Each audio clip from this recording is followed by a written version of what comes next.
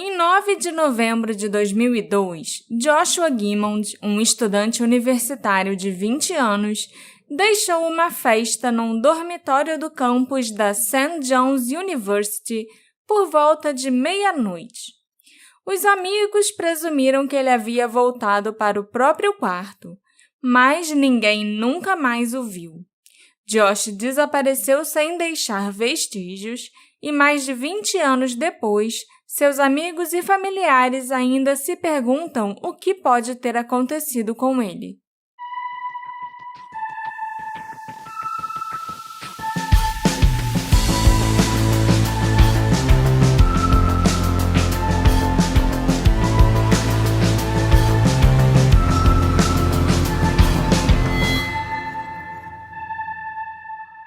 Olá, ouvintes queridos!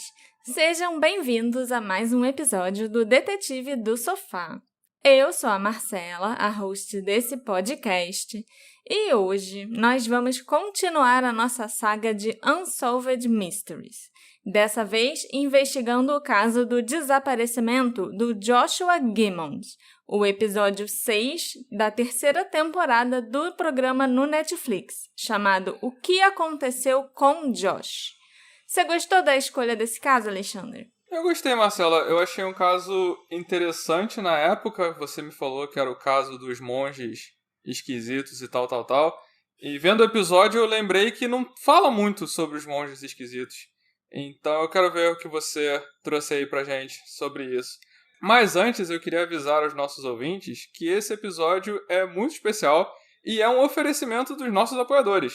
Se tudo deu certo, eles já ouviram esse episódio na semana passada. Então, se você, ouvinte querido, quiser virar um apoiador querido e ouvir os nossos episódios uma semana antes, procura o Detetive do Sofá na Aurelo, faz o seu apoio, entra no nosso grupinho secreto que só traz alegria, pets e memes. E a convidada especial desse episódio, que vai me ajudar a contar essa história com mais detalhes para vocês, é alguém que eu admiro muito. Eu estava até nervosa de gravar com ela hoje, porque ela é muito importante, sabe, nessa comunidade de True Crime, e vocês com certeza já a conhecem. É a Tatiana Dayno, a host do Café, Crime e Chocolate. E eu confesso, Tati, eu sou sim viciada nos três. Olá, detetives! É um prazer estar aqui com vocês. Obrigada por ter me convidado para o sofá. Aliás, acho que acabamos de inventar a combinação perfeita, né? Pega o café, o crime, o chocolate, senta no sofá e bora encarnar o detetive. Estou muito feliz em participar desse episódio com vocês, principalmente em um caso tão interessante, complexo e assim, cheio de teorias. No meu caso também cheio de gatilhos, viu? Eu acho que se eu fosse juntar todos os meus medos atualmente, nós chegaríamos nesse episódio. Não sei se vocês sabem, mas eu tenho 3 filhos, mais ou menos da mesma idade da vítima nesse caso, e é impossível não comparar a rotina deles com tudo que vamos tratar aqui, porque tem muita coisa semelhante. Mas melhor a gente parar de deixar o pessoal curioso, né? E é realmente um caso muito complexo. E para mim é de longe o mais misterioso de todos os episódios do Unsolved Mysteries. Pelo menos, né, dessa fase nova no Netflix. São tantas possibilidades e tem tantos ângulos diferentes para explorar, então vamos começar. O Joshua Gimmond estava cursando Ciências Políticas na Universidade St. John's. E ele era um estudante popular com muitos amigos. St. John's é uma faculdade relativamente pequena, com cerca de 1.850 alunos, localizada a 120 quilômetros a noroeste de Minneapolis, a capital do estado do Minnesota. Ela proporciona um ambiente de aprendizado tranquilo e silencioso para os alunos. Cercados por hectares de florestas e vários lagos, os alunos costumam brincar que eles estão separados do resto da sociedade por uma cortina de pinho. O Joshua Cheney Gimmond era o filho único do casal Lisa e Brian.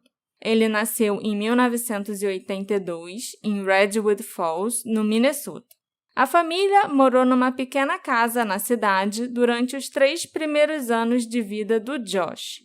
E o pai dele trabalhava como paisagista e a mãe era montadora numa fábrica de peças para equipamentos médicos. Em 1986, o Brian conseguiu um emprego em Plymouth. Então, a família comprou uma casa na região de Maple Lake, para onde eles se mudaram. Naquela época, a Lisa estava trabalhando como técnica de pesquisa e desenvolvimento numa empresa que produzia peças para catéteres e coisas parecidas. Em 1992, os pais do Josh, o Brian e a Lisa, se divorciaram. Mas os dois ainda se davam muito bem e compartilharam a guarda do Josh até ele se formar no ensino médio e completar 18 anos. A avó materna do Josh, chamada Barbara Vickerman, era uma deputada estadual do Partido Republicano. Ela serviu na Câmara de 92 até a sua morte prematura em 97. A Barbara representava o distrito de Redwood County, era uma republicana convicta, e o Josh sempre dizia que ele aprendeu muitas lições valiosas sobre política e sobre a vida com a avó. Foi ela, inclusive, quem o inspirou a fazer faculdade de Ciências Políticas e a ter como meta um dia concorrer a um cargo público. O Josh sempre soube que a política estaria no futuro dele e o seu plano era se formar como bacharel em Ciências Políticas e depois ir para a faculdade de Direito. E enquanto Josh estivesse estudando Direito, ele também pretendia fazer um mestrado em Políticas Públicas. Infelizmente, nenhum desses planos se concretizou, porque o Josh desapareceu em 9 de novembro de 2002, aos 22 anos, ainda estudando ciências políticas. Josh passou a manhã do dia 9 de novembro de 2002, que era um sábado, trabalhando num artigo que ele estava escrevendo para sua aula de história sobre Alexander Hamilton. Das 10h30 até 12h30, ele fez pesquisa sobre Hamilton na internet. Durante esse mesmo período, seu computador também registrou atividade no AOL Instant Messenger e acredita-se que ele tenha trocado algumas dessas mensagens com a ex-namorada Katie Benson. Depois, entre 12h30 e 1h da tarde, ele foi até a biblioteca para verificar livros relacionados ao trabalho de história. Ele voltou para o dormitório ao 12h57, segundo o registro do cartão eletrônico que abria a porta. Uma vez em seu quarto, ele continuou usando o computador para fazer o trabalho até aproximadamente 2h30 da tarde. Durante a hora seguinte, Josh checou seu e-mail e fez pesquisas online. Ele estava procurando um emprego sazonal perto de sua cidade natal. Às 3h46, ele visitou o site do cinema da faculdade e checou a programação de filmes daquele dia. Nesse momento, Joshua provavelmente sai de seu dormitório e volta depois de 11 minutos, e sabemos disso por conta do registro que o cartão de acesso fez. Não se sabe para onde ele foi nesse curto espaço de tempo. Entre 4 e 5 da tarde, ele ficou trabalhando em uma pauta para a reunião da equipe de julgamentos simulados, que aconteceria no dia seguinte e da qual ele era co-capitão. Em seguida, Josh comeu alguns snacks e besteiras com alguns colegas de quarto por volta das 5, 6 horas. Para vocês entenderem melhor, o dormitório de Josh era uma casa bem grande, de 4 andares e com 6 quartos. A entrada da casa era controlada com cartões de acesso eletrônico, tipo esses cartões de hotel. O andar inferior da residência continha os espaços comuns, e 2 quartos ocupavam cada um dos 3 andares superiores. Cada pessoa que morava ali no dormitório tinha o próprio quarto. O Josh tinha 5 colegas que dividiam a casa com ele, sendo que o principal deles, e o que vocês mais vão ouvir falar, é o Nick. Inclusive, Josh e Nick tinham seus quartos no último andar do dormitório. Após o jantar, por volta das 6h40, um amigo do Josh chamado Alex se juntou a ele em seu dormitório. Lá eles ouviram música, beberam algumas cervejas e usaram a web para pesquisar coisas bobas, tipo cerveja, conhaque e pubs cervejeiros. Por volta das 20h30, o Josh chamou o Alex e o Nick para irem lá fora fumar charutos comemorativos. Esses charutos eles tinham comprado no final de semana anterior em um campeonato de julgamentos simulados que a equipe dele e do Nick, que era o outro co-capitão, ganhou. O Nick recusou educadamente o charuto, mas ficou lá fora conversando com Josh e o Alex por alguns minutos antes de sair para encontrar com a ex-namorada do Josh, a Katie, no apartamento dela. Os dois haviam se tornado amigos no ano anterior. Josh e Katie namoraram por 5 anos. Eles se conheceram ainda no colégio, foram para a faculdade juntos e terminaram o namoro aproximadamente 3 meses antes dele desaparecer. Katie estudava na universidade, na parte da St. Benedict, que era uma área apenas para mulheres, e o Josh na St. John's, que era só para homens. Só que as duas faculdades pertenciam à mesma ordem religiosa, e o campus era muito próximo um do outro. Então, homens e mulheres faziam aulas juntos. Às 22 horas, mais um amigo do Josh e do Alex, chamado Greg, também se juntou a eles no dormitório do Josh. Lá eles continuaram bebendo cerveja, socializando e usando a internet.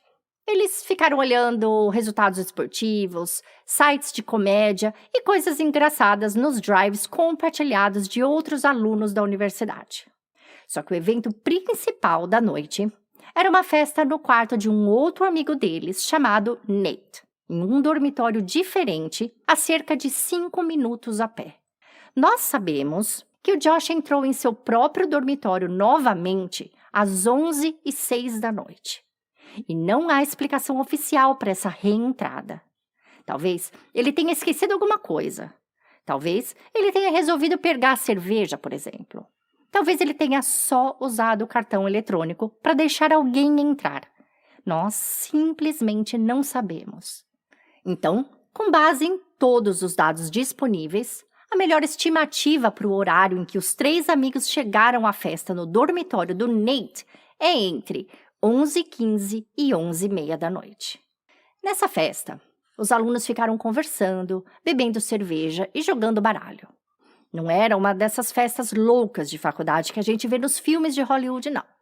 Era um grupo de aproximadamente 10 pessoas e a maioria delas o Josh já conhecia. Havia algumas pessoas que ele não conhecia ainda, mas que conheciam outras pessoas que estavam nessa festa. E também não era como se a porta do quarto do Nate estivesse aberta e pessoas aleatórias pudessem entrar e sair quando quisessem. Em algum momento, entre 11h45 e meia-noite, o Josh foi embora. Nós acreditamos que isso deve ter ocorrido mais próximo da meia-noite, porque ele tinha chegado na festa por volta das 11h30. Então, ele deve ter ficado pelo menos 15 minutos com eles. Mas, fato é que entre 11h45 e meia-noite, o Josh se levantou e saiu. Algumas pessoas que estavam na festa disseram que o Josh simplesmente se levantou e foi embora sem falar nada com ninguém. Mas tem pelo menos uma pessoa que estava lá que se lembra dele de alguma forma, sugerindo que tinha que ir para outro lugar ou encontrar alguém. É totalmente concebível que ambas as coisas possam ser verdade.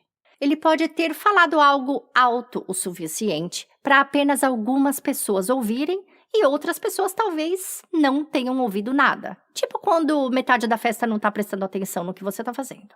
De qualquer forma, não parece que ele tenha dito explicitamente que tinha outro compromisso ou que tinha que ir para um outro lugar. Mas Eric, um dos amigos que estava na festa, se lembra do Josh insinuando que tinha algum compromisso. O Eric afirmou que havia algo na maneira como Joshua disse que precisava ir embora, que sugeria fortemente que ele tinha que ir para algum outro lugar. E isso é tudo que sabemos. Então, as pessoas na festa viram o Josh sair e alguns amigos presumiram que ele estava saindo para ir ao banheiro, no final do corredor, enquanto outros presumiram que ele estava voltando para o próprio dormitório. Acho que houve alguma incerteza até que passou um tempo mais longo e ele não voltou para a festa no quarto do Nate. Então, a presunção geral passou a ser que ele foi embora e provavelmente voltou para o quarto dele. Uma pessoa que conhecia o Josh afirmou que o viu andando atrás do prédio de dormitórios. Esse era o caminho que ele tinha que fazer para chegar até a estrada, que o levaria de volta até o próprio dormitório ou para qualquer outro lugar que ele quisesse ir. Essa pessoa o viu andando por ali pouco antes da meia-noite, e esse é o último avistamento confirmado do Josh. O Nick chegou no dormitório aproximadamente às 2h45 da manhã e declarou publicamente que o Josh não estava em casa naquele momento. Outro colega de dormitório do Josh, chamado Greg, chegou em casa pouco antes das 3 da manhã, mas não se sabe se ele notou que o Josh não estava em casa ou se ele foi direto dormir. E o quarto do Greg era no 2º andar, enquanto o do Josh era no 4º andar. Eles tinham 3 colegas de dormitório adicionais, mas um deles estava fora naquele final de semana.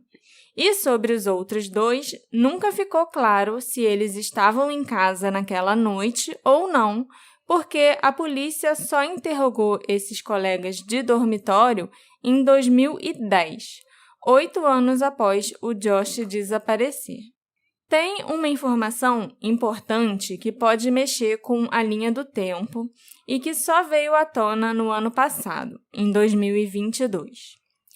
O Josh tinha um computador no quarto dele, e esse computador estava não só tocando música, mas pulando algumas faixas quando ele desapareceu.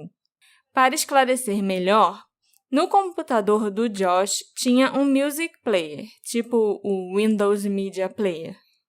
E esse music player do Josh começou a tocar músicas às 11h52 da noite. Uma música, inclusive, foi pulada às 11h53.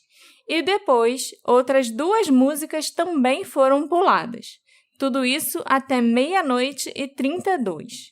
O que sugere que alguém estava no computador ouvindo músicas e apertando um botão para pular as músicas que não estava a fim de ouvir naquela hora. Pelo menos é isso que foi possível determinar de acordo com especialistas em computação. Alguém teve que pressionar manualmente o botão play para a música começar e pressionar manualmente os botões para passar as músicas 3 vezes. Quem foi essa pessoa? Foi o Josh mesmo ou foi algum colega de dormitório dele? Isso nós não temos como saber. Então, chegou o dia seguinte, domingo 10 de novembro de 2002. Por volta das 11 horas, o Nick percebeu que ainda não tinha visto Josh naquela manhã. Como isso era meio atípico para o Josh, passar a noite fora sem dar notícias, o Nick entrou em contato com vários amigos deles, mas ninguém o tinha visto desde a noite anterior. Quando Josh não compareceu à reunião da equipe de julgamentos simulados no domingo à tarde, ficou claro para o Nick que tinha alguma coisa errada, e os outros amigos do Josh também começaram a ficar preocupados. Às 4h20 da tarde, alguns amigos que estiveram com ele na festa na noite anterior, Dusty, Alex e Greg, foram até o escritório da segurança do campus e relataram o desaparecimento do Josh. Pouco depois das 5 da tarde, os colegas de quarto dele fizeram a mesma coisa. Às 9h46, o reitor da universidade notificou os pais de Josh que ele estava desaparecido. A mãe dele, Lisa, imediatamente contatou as autoridades. Às 22h13, vários seguranças do campus e amigos de Josh começaram a procurar por ele. Eles foram de porta em porta no campus, perguntando para todo mundo se alguém tinha informações sobre Josh e se alguém o tinha visto. Os policiais do gabinete do xerife do condado de Stearns chegaram ao campus pouco depois da meia-noite e os pais do Josh chegaram ao campus às 2 da manhã. Nos próximos dias, as buscas se intensificaram. A segurança do campus continuou procurando por sinais de Josh e a polícia usou helicópteros, oficiais montados a cavalo e até um cão farejador para tentar encontrar o estudante. Mas essas buscas iniciais todas estavam acontecendo só ali dentro do campus da universidade. O carro de Josh também foi encontrado e estava intacto, na mesma vaga onde ele tinha deixado da última vez que estacionou. As chaves estavam na escrivaninha dele. Os cães farejadores rastrearam o cheiro de Josh até o meio de uma ponte sobre o lago Stump. O adestrador do cão disse aos policiais que depois de chegar naquele ponto, Josh teria ou entrado em algum carro ou caído no lago. Isso porque o cão simplesmente deixou de indicar a presença dele. E pelo que nós entendemos, olhando uma foto da ponte em questão, seria quase impossível, mesmo se você estivesse extremamente embriagado, você cair da ponte direto na água. O Joshua teria que escalar o guarda-corpo da ponte, que tinha quase 1,5 metro de altura, ficar por cima dele, e quando caísse do outro lado, ele ainda assim não cairia dentro d'água. Ele teria que passar por algumas plantas e outras coisas para chegar na água e aí sim cair lá dentro. Essa foto será postada no Instagram para vocês entenderem melhor do que estamos falando. Além disso, o lago, naquela parte ali perto da ponte e na universidade em geral, não é muito profundo. Se alguém entrasse ali, a água chegaria no máximo até a altura do peito, mais ou menos. Sem contar que aquele lago é bem calmo e as águas dele são praticamente paradas. Nós precisamos contar para vocês também um incidente que aconteceu exatamente nessa ponte em novembro de 2002, dias antes do Josh desaparecer. Pelo que eu entendi, pelo que foi relatado sobre esse incidente, um rapaz que nunca teve seu nome divulgado estava caminhando no campus. Ele estava voltando para o seu dormitório depois de ter saído de uma festa, assim como o Josh deve ter feito na noite em que ele sumiu. O rapaz estava chegando perto da ponte, onde a presença do Josh foi rastreada, quando um veículo do tipo SUV parou ao lado dele. Havia 4 homens no veículo e eles disseram ao rapaz que um amigo deles tinha sido ferido ou morto ali naquela ponte de pedra e que o rapaz deveria entrar no carro para que eles pudessem levá-lo com segurança de volta ao seu dormitório. O rapaz entrou no carro e ele foi levado pelos homens para uma área pantanosa. Quando ele perguntou o que os homens estavam fazendo, eles disseram que era hora do rapaz pagar o preço daquela carona. Eles, então, disseram que o rapaz deveria praticar sexo oral no motorista do veículo. Quando o motorista saiu do carro para trocar de lugar com um dos passageiros no banco de trás, o rapaz conseguiu correr e fugir para a mata. Os 4 homens o perseguiram por algum tempo com lanternas, mas aparentemente nunca o alcançaram. Essa área pantanosa, para onde o rapaz foi levado, fica extremamente perto do campus da universidade. É tranquila e remota, mas também é muito fácil e rápido de chegar quando você conhece o lugar. E tem tanta mata e floresta que cria uma espécie de túnel sobre a estrada de terra que leva até aquele local. Você não sente nem que você está perto de um campus universitário, e numa noite escura seria um local muito privado. Outro fato muito importante que veio à tona recentemente é que exatamente na noite em que o Josh desapareceu, um lixo muito interessante ou suspeito foi encontrado nesse mesmo lugar. Uma mulher chamada Mary, que é a dona daquela propriedade, encontrou 2 sacolas ali. Em uma das sacolas havia um frasco de remédios controlados. Nós não sabemos quais eram os medicamentos ou para quem eles foram prescritos, mas a polícia tem essas informações. Mas foi a outra sacola que continha coisas mais intrigantes e que deixou a Mary alarmada. Havia 2 revistas pornográficas, 2 pepinos, um par de sapatos de salto alto femininos que eram no tamanho 14 dos Estados Unidos. No Brasil, eu acho que o equivalente a esse tamanho seria em torno de 46. Então, é um sapato feminino de um tamanho bem masculino, eu diria. E também havia nessa sacola uma mini saia de tamanho bem grande também, como se também tivesse sido usada por um homem, assim como os sapatos de salto alto. E aquele não é um local onde os carros passam e podem simplesmente sair jogando lixo pela janela, por exemplo. Para jogar alguma coisa naquela área, você tem que ir até lá propositalmente, não é uma estrada principal que tem movimento. Uma das coisas que a Mary disse foi que não era a primeira vez que ela encontrava lixo em sua propriedade. Mas aquela sacola a deixou meio perturbada, tinha uma vibe meio estranha, sabe? São itens que separados não querem dizer nada, mas realmente quando você encontra eles juntos numa mesma sacola, abandonados, podem ter uma vibe esquisita mesmo. A Mary, então, avisou a polícia e eles recolheram as 2 sacolas. Não vamos esquecer também que as sacolas de lixo em questão apareceram na propriedade da Mary exatamente na noite em que o Josh desapareceu. E ela estava confiante de que aqueles itens não estavam lá antes. Para piorar a situação, na noite anterior ao desaparecimento de Josh, um outro rapaz foi atacado por homens aleatórios. Na sexta-feira, 8 de novembro de 2002, um homem chamado Zach, cujo sobrenome nunca foi divulgado, estava em um bar em St. Joseph, Minnesota. Esta é a cidade que abriga o campus da Universidade de St. John's.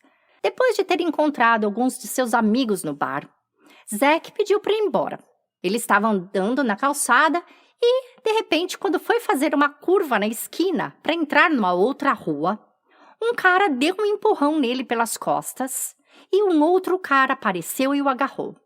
Zach começou a gritar, chamar seus amigos, lutou tentando se soltar e então esses caras o largaram. Eles entraram em um carro e foram embora. Quando Zach recuperou o fôlego e se virou, esses caras já não estavam mais lá. Ele não conseguiu fazer uma descrição desses homens ou do veículo de onde eles saíram, nem conseguiu determinar se eles estavam com mais alguém. E ainda tem mais.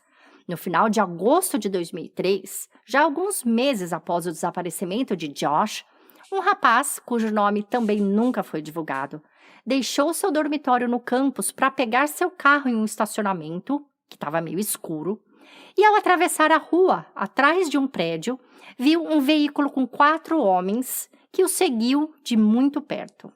O carro parou no estacionamento e os 4 ficaram lá sentados olhando para o rapaz, que a princípio pensou que talvez esses caras estivessem ali apenas procurando uma vaga para estacionar. Só que o estacionamento estava completamente vazio. O rapaz então percebeu que esses caras estavam realmente o seguindo. Ele se mandou rapidamente dali de carro e relatou o incidente ao pai. Estes são apenas alguns dos incidentes dos quais estamos cientes. Incidentes bem estranhos que aconteceram exatamente na época em que Josh sumiu.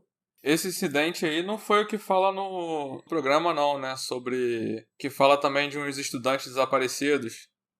Não, aqueles estudantes eram ali da região também. Acho que um era chamado Chris Jenkins e o outro era Jacob Wetterling, talvez. Mas eles não são esses estudantes que a gente mencionou aqui, não. O corpo deles foi encontrado algum tempo depois, acho que alguns meses depois. E a polícia declarou que a morte do Chris e do Jacob foi um afogamento acidental. Já o corpo do Josh, né, ou Josh, nunca foi encontrado até hoje. Algumas informações foram excluídas do computador do Josh dias depois que ele desapareceu. E é possível saber disso por causa do histórico de páginas visitadas na internet e porque alguns programas de computador foram instalados após o Josh já ter desaparecido. E um desses programas era um Internet Washer. Existem 2 áreas no computador em que o histórico fica salvo e onde todas as imagens de páginas da web são baixadas para o usuário. Eu não sei se ainda funciona assim até hoje, mas lá em 2002, há 20 anos atrás, era assim que funcionava, pelo que eu entendi. E esses downloads iam parar em 2 pastas principais que ficavam escondidas no computador. Os usuários não conseguiam simplesmente abrir as pastas. Eram pastas escondidas lá no disco. Então, elas eram mais difíceis de você encontrar. E esse programa, esse Internet Washer, visava exatamente apagar o conteúdo dessas duas pastas. E, de fato, esses registros foram apagados alguns dias após o Josh desaparecer. Mas o que não era aparente é que a Microsoft tinha uma terceira pasta escondida ainda mais abaixo que armazenava as mesmas informações. E esse software, esse Internet Washer, não tinha essa terceira pasta como alvo. Então, foi através dela que os técnicos conseguiram recuperar o histórico de páginas navegadas na web no computador do Josh e recuperar esses arquivos. Então, nós sabemos que alguém, em algum momento depois que o Josh desapareceu, usou o computador dele. Alguns dos sites que foram acessados por essa pessoa eram até bastante inocentes, como o site do Amber Alert, por exemplo. A pessoa também pesquisou sobre a área de Collegeville, que fica ao lado do campus da universidade, e pesquisou o nome do Joshua Gimmons no Google, mas nenhum resultado apareceu. Durante esse período, o site do programa de computador Internet Washer também foi visitado e uma versão teste desse software foi baixado. Depois, houve ainda alguma atividade de checar e-mails. E a conta de e-mail acessada era do Paul Gimmons, o tio do Josh, que ficou no dormitório junto com o pai dele, Brian. Os dois se hospedaram no quarto do Josh enquanto as investigações iniciais estavam acontecendo no campus. Além do Internet Washer, um programa zip também foi baixado no computador dele, tipo o WinZip de antigamente, que comprimia os arquivos em uma pasta só. E enquanto esse programa estava sendo usado, um dispositivo USB foi conectado no computador e essa pasta zipada foi transferida para o dispositivo USB. Ou seja, alguém fez uma cópia, né, de algo do computador. Mas nós não temos nem ideia do que foi levado, nem se esses arquivos foram excluídos ou se ainda ficaram ali no computador depois. Mas é interessante que a pessoa que fez isso não usou a conta do Josh para acessar o computador. A pessoa usou a conta de um dos colegas de dormitório dele, chamado Adam McDonald. Depois de ser questionado sobre essa atividade, o próprio Adam negou ter sequer tocado no computador de Josh. A explicação do Adam é que ele deu seu nome de usuário e senha para o pai e para o tio de Josh acessarem a internet do computador dele no dia seguinte do seu desaparecimento. De fato, para acessar a internet da Universidade de St. John, naquela época, era necessário ter um login de rede de aluno ou funcionário. Isso é bem normal nas universidades. Para você acessar a rede, você precisa ser um aluno. Então, talvez tenha sido por isso que ele tenha dado o nome de usuário dele. Mas isso não esclarece exatamente quem baixou o Internet Washer, quem baixou o WinZip, quem deletou os arquivos do computador do Josh e que arquivos foram zipados e colocados num drive USB. É curioso que isso tenha acontecido exatamente na mesma hora em que Paul Gilman estava checando o e-mail dele. Claro que, naquela época, eu não acho que as pessoas já tinham tanta noção de como um computador poderia ser importante para uma investigação. Tanto que a própria polícia demorou uns 4, 5 dias para levar o computador para análise.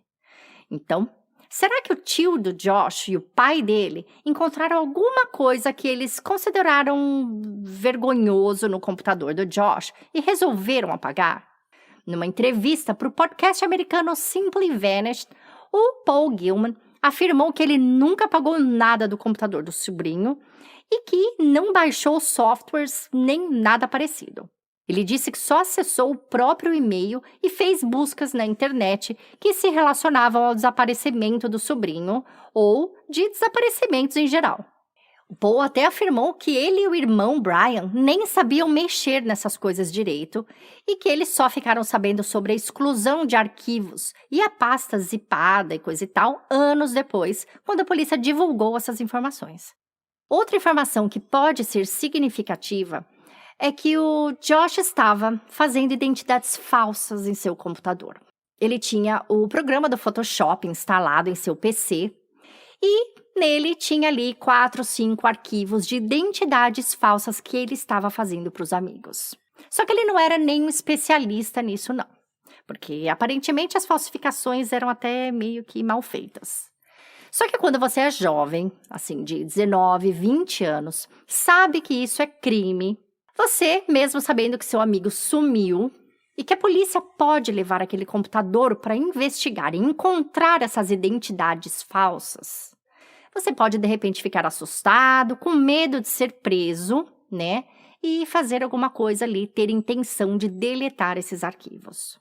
Então, tem havido algumas especulações de que a atividade de exclusão do computador poderia estar relacionada à tentativa de se livrar de evidências como essas que eu acabei de falar, das identidades falsas. Mas nós duvidamos um pouco que essa teoria seja verdade, porque a primeira coisa a ser feita para tentar apagar os rastros desses documentos falsos seria desinstalar o Photoshop. Mas ele ainda estava ali no computador e estava ali com as 5 identidades, com 5 arquivos ali direitinho, não foram apagados, então dificilmente essa teria sido a intenção. No dia 28 de outubro de 2002, antes do desaparecimento, o próprio Josh excluiu algo de seu computador, o programa de bate-papo do Yahoo. Ele esteve ativo nesse bate-papo em várias salas diferentes e possuía alguns perfis diferentes também. O Joshua começou essas atividades no chat do Yahoo em meados de 2002. Ele inicialmente acessava apenas com a própria conta, mas depois ele passou a acessar com contas diferentes. Ele acessava algumas salas de bate-papo jurídicas, outras sobre esportes e até algumas salas de namoro. Tudo normal para um jovem daquela época.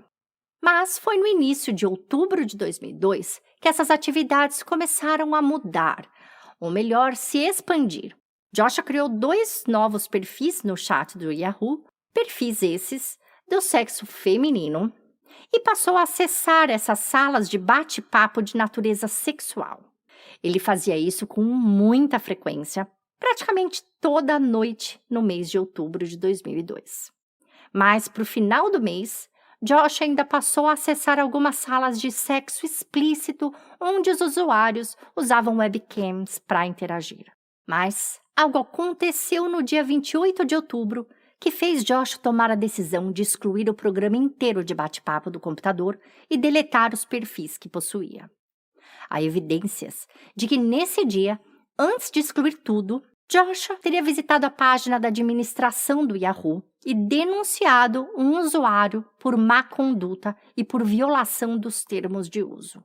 Depois de ter feito a denúncia e excluído o programa, Joshua ainda excluiu as pastas do programa do HD do computador. Naquela época, o bate-papo do Yahoo armazenava algumas informações do usuário, com quem ele estava falando, e às vezes até fazia um backup das conversas que eram salvas em uma pasta. Pasta essa que o Joshua foi lá e também excluiu. Parece que algo pode ter o assustado e ele ficou apreensível a ponto de excluir o programa todo e deletar todas as pastas do HD. Quase imediatamente depois do Joshua ter denunciado esse outro usuário, ele fez uma ligação de 28 minutos usando um cartão telefônico. Então, não é possível saber para quem ele ligou, nem se a ligação tinha a ver com a denúncia e exclusão do chat. Vale dizer também que ele fez essa ligação de um cartão e não de seu celular, porque ele não tinha celular. Nos primeiros meses e anos após o desaparecimento do Joshua, várias pessoas tentaram levantar a seguinte questão: será que o Josh estava secretamente explorando a sua sexualidade? Alguns dos amigos do Josh reagiram rápida e defensivamente, como se a mera sugestão fosse de alguma forma caluniosa para o Josh e para as pessoas próximas a ele.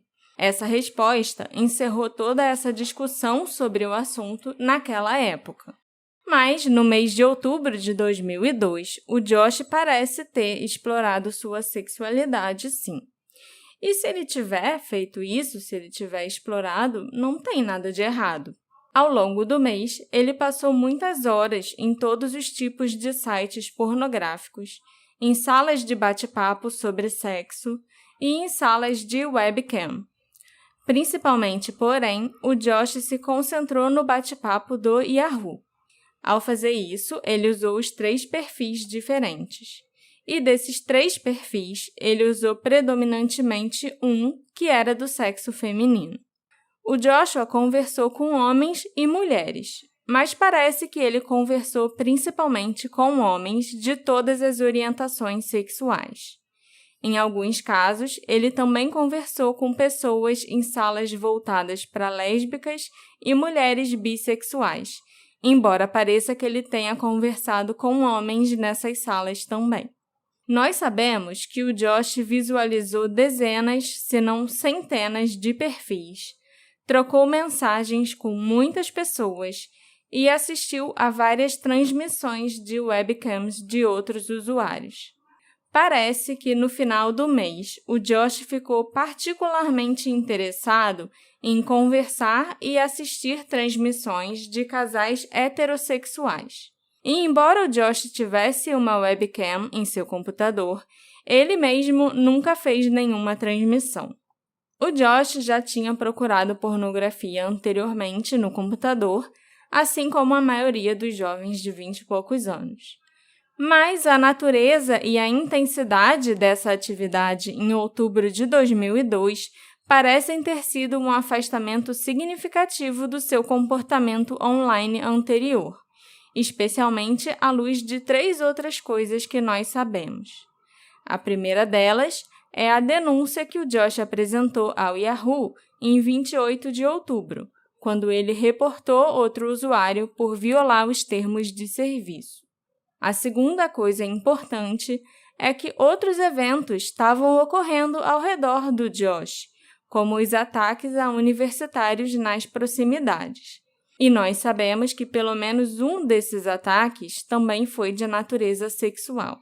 Além disso, ainda estava vindo à luz um escândalo de abuso sexual por parte de monges da abadia de St. John.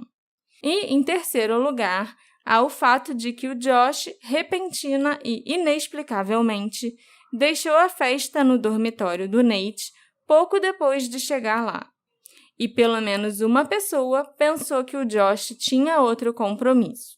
Quando as pessoas escondem algo, como a exploração da sexualidade, isso aumenta a probabilidade deles se envolverem em comportamentos de risco. E, coletivamente, esses fatos são consistentes com a possibilidade do Josh ter secretamente marcado um encontro para a noite do seu desaparecimento. Nós não temos como saber ao certo, mas os fatos são consistentes com essa possibilidade e, por isso, ela não pode ser descartada. Em 11 de novembro de 2002, uma busca massiva pelo Josh estava acontecendo no campus da St. John's University. Buscas a pé, a cavalo, com mergulhadores, helicópteros e cães. Por volta das 14 ou 15 horas, o departamento de polícia levou um cão pastor alemão para ajudar nas buscas. Esse cão rastreou o Josh até a ponte, onde ele pode ter entrado no lago ou entrado num carro. O xerife John Senner se convenceu imediatamente que Josh havia se afogado, ignorando a possibilidade dele ter entrado em um veículo. Embora isso seja frustrante, essa falsa dicotomia é preocupante, porque não existem só essas duas possibilidades, um lago ou um carro. Principalmente à luz das evidências do computador que sugerem a possibilidade do Josh ter voltado ao dormitório naquela noite. Sem contar que o Josh fez aquele caminho para ir do próprio dormitório ao dormitório do amigo Nate.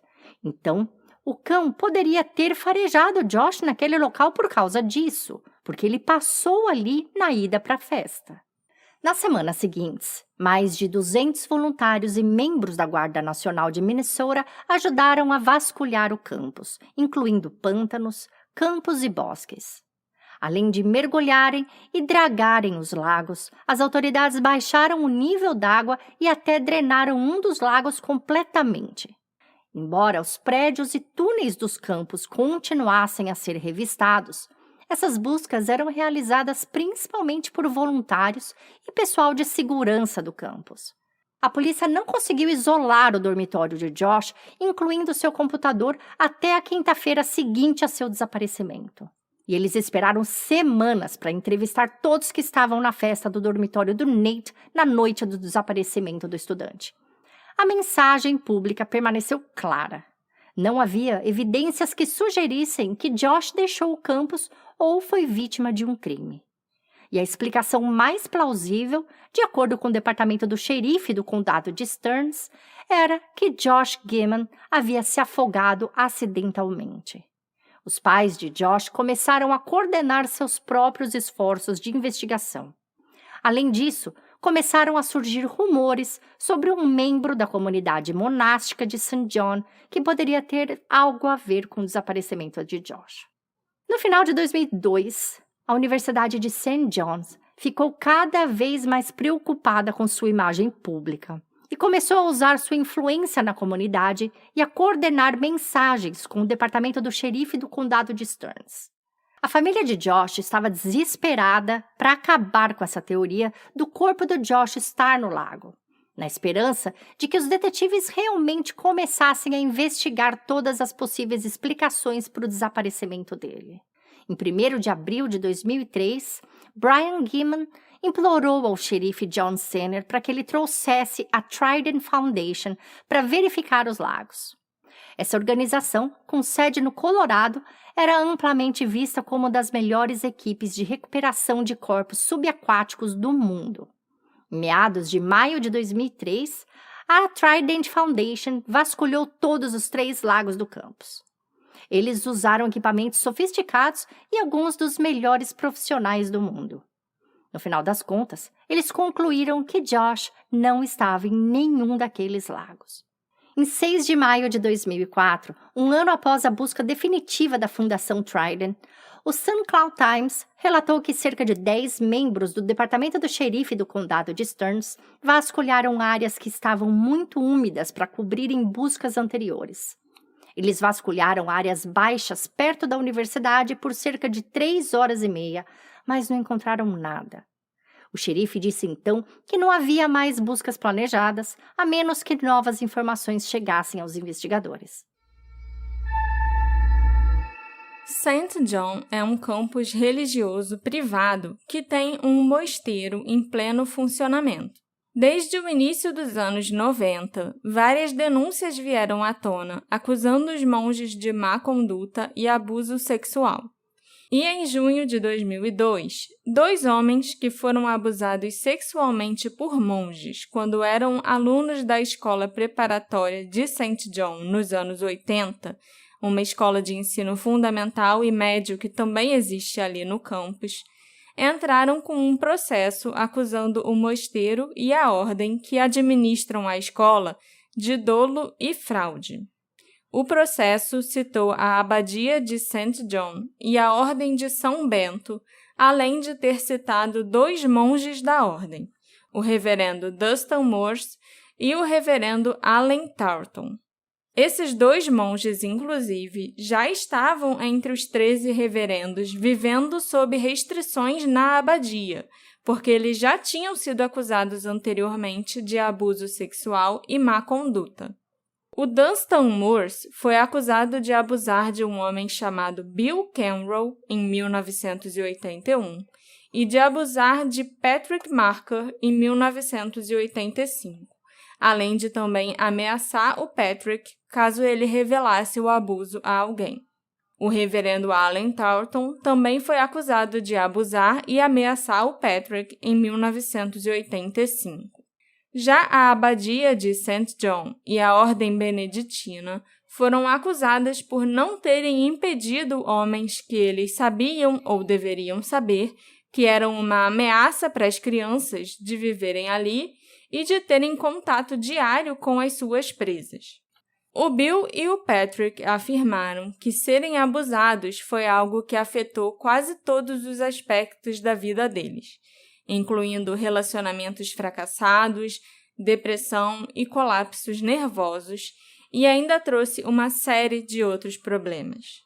Essa ação não acusava especificamente St. John's ou a Ordem de saberem dos abusos do Bill e do Patrick, especificamente, mas acusava sim St. John's e a Ordem Beneditina de fazerem muito pouco para investigar outros casos de abusos que já tinham sido relatados ao longo dos anos, e de representarem a escola e a universidade como lugares seguros, falhando em informar vítimas, alunos, famílias e autoridades policiais sobre o que eles sabiam que estava acontecendo por lá. O processo afirmava que os beneditinos sabiam, desde 1978, da propensão do Dustin Morse de agir sexualmente contra menores. E dizia também que pouco depois do Allen Thornton ter abusado do Patrick, o abade enviou o reverendo Allen a um centro de tratamento para padres com problemas psicológicos por questões de homossexualidade. Uma das coisas que foi muito debatida e comentada nessa época era se as duas vítimas, o Bill e o Patrick, teriam entrado com esse processo tarde demais. A lei estadual do Minnesota geralmente permite que as vítimas de abuso sexual infantil processem os seus abusadores apenas nos primeiros 6 anos após completarem 18 anos.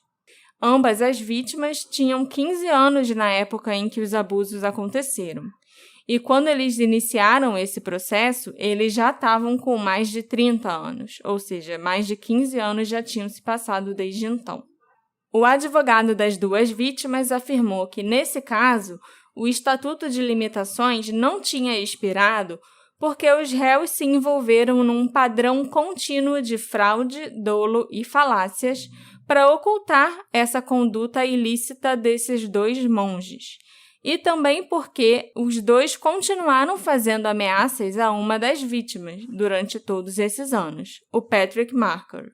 No dia 2 de outubro de 2002, foi divulgado que as vítimas dos abusos e o mosteiro chegaram a um acordo. Esse acordo responsabilizava a abadia pelos danos causados pelos monges abusivos, fornecia compensação financeira às vítimas e garantia que salvaguardas fossem implementadas para evitar abusos futuros.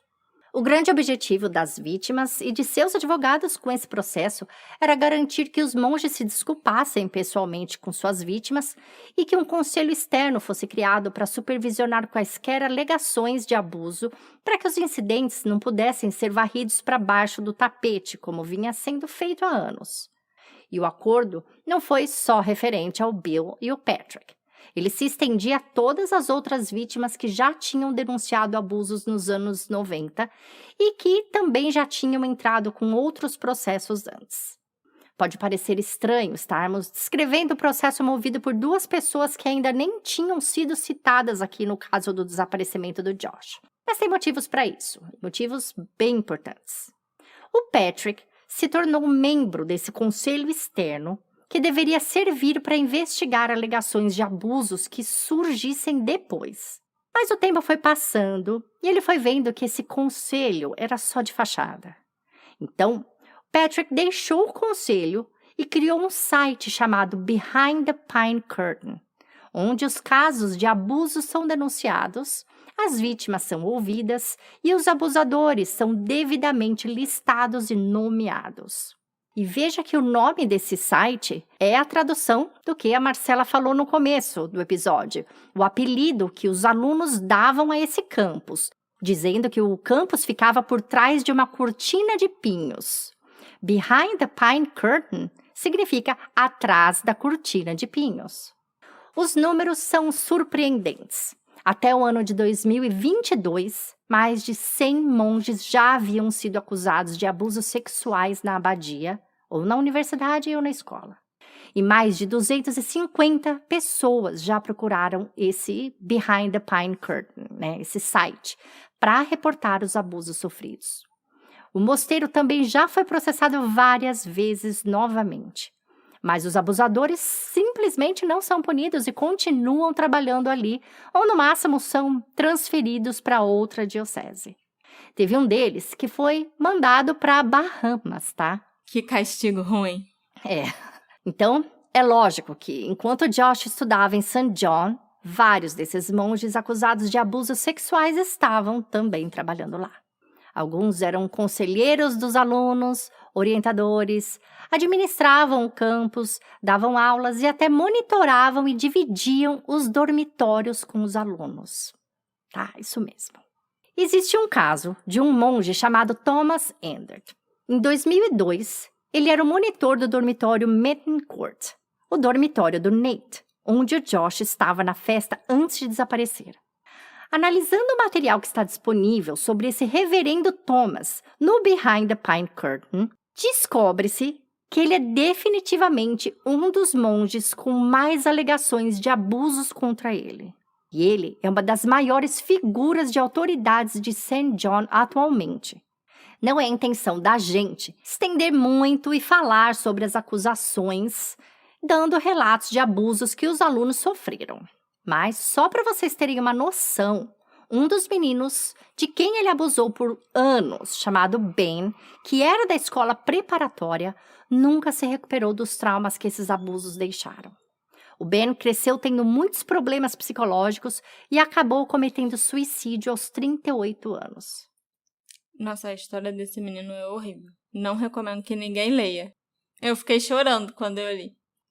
Jerome Tupa era outro monge acusado de abusos sexuais em St. John, que poderia ter tido contato com o Josh, porque o Jerome era o monitor do dormitório do próprio Joshua. Ele não morava no dormitório com os 6 rapazes, ao contrário do reverendo Thomas, mas ele estava sempre lá, quase todos os dias. O reverendo Jerome também era um conselheiro educacional da universidade. E por essas razões, é muito provável que o Josh tivesse contato regular com ele. Os abusos do Jerome Tupa não se limitaram aos estudantes da escola e da universidade, não. Inclusive, a primeira acusação de abuso sexual feita contra ele partiu de um jovem monge que estava servindo em St. John. Esse monge, que tinha sido ordenado há bem pouco tempo, procurou os reitores do local para denunciar o padre Jerome. Mas ele percebeu que ninguém faria nada a respeito e que aquelas práticas eram comuns em St. John. Então, ele pediu para ser transferido para outro local. Eventualmente, esse monge largou a batina porque ele não conseguia mais enxergar a igreja da mesma forma. Ele se casou alguns anos depois, teve filhos, mas nunca conseguiu entrar numa igreja novamente.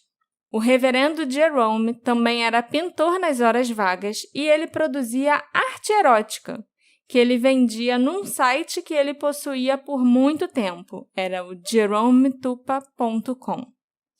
Eu consegui as imagens de 2 quadros que ele vendeu online e eles são bem explícitos e parecem até meio violentos. Talvez eu só esteja enxergando essa violência porque eu sei que ele era um monge que abusava e molestava de pessoas vulneráveis, mas essa é a impressão que me deu vendo a arte dele. E é engraçado que, enquanto eu estava procurando informações sobre esses quadros e a pintura do padre Jerome, ele ficou muito famoso. Teve quadro dele que foi vendido por, $50 mil. Costumava viajar para a Europa para vender quadro. Ele ia para a França, para a Inglaterra, para a Alemanha, viajou para vários lugares levando a arte dele, sabe? Se pelo menos ele canalizasse, né, esses instintos dele só nessa arte, ao invés de abusar sexualmente dos outros, seria bem melhor. E eu não posso deixar de me perguntar quão diferente seria St. John se os monges como o reverendo Jerome Tupa largassem o mosteiro para ir perseguir seus prazeres e sua arte e tal, e permitissem que indivíduos como aquele jovem monge que em algum ponto da vida sentiu um chamado para a vida monástica, continuassem fazendo o trabalho religioso que se espera de um padre de verdade, né?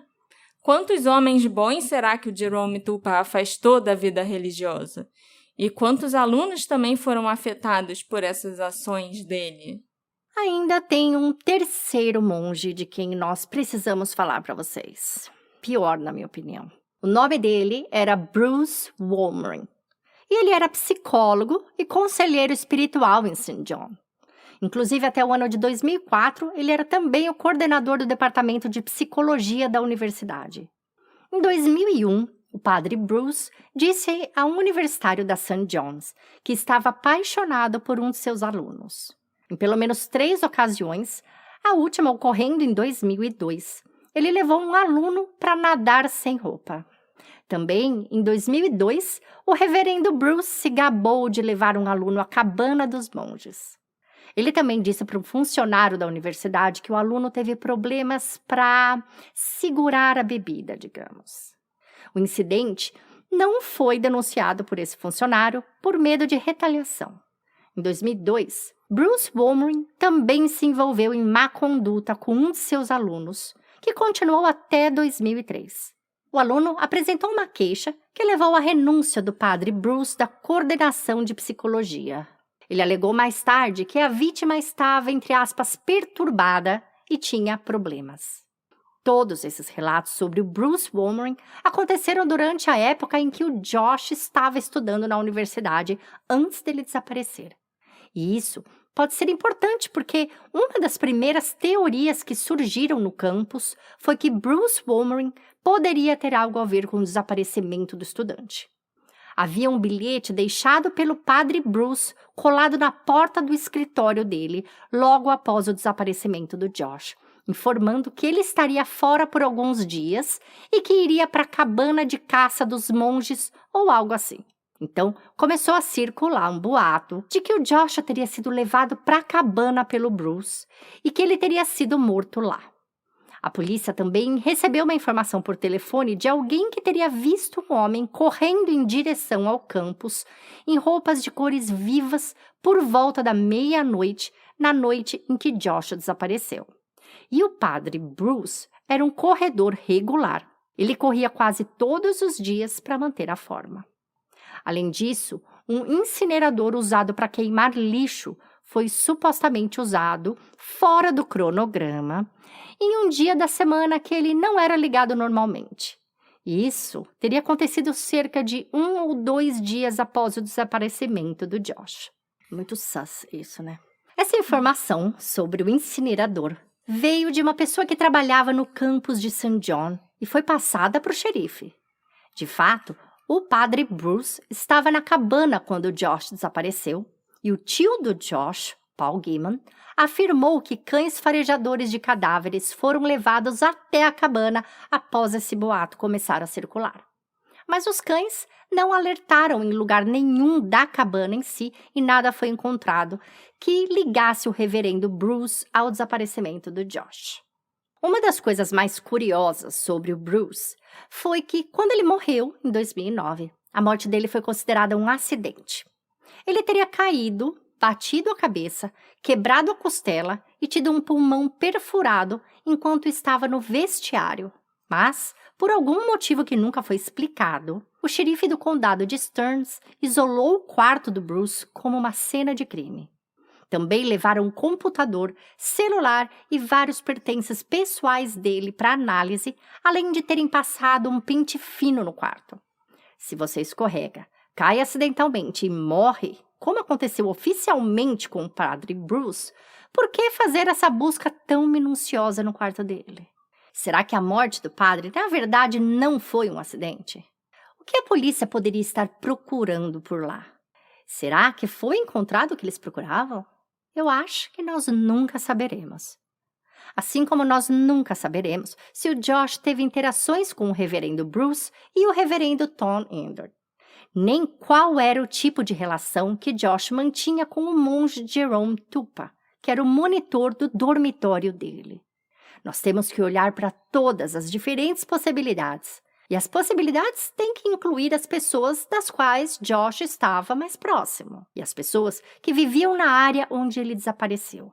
Ignorar as dezenas de homens perigosos que viviam no campus naquela época é, no mínimo, negligente. Outra coisa muito importante é que o Josh sabia dos abusos que ocorriam no campus. Por causa dos processos e do acordo que aconteceram entre junho e outubro de 2002, esse assunto foi muito comentado.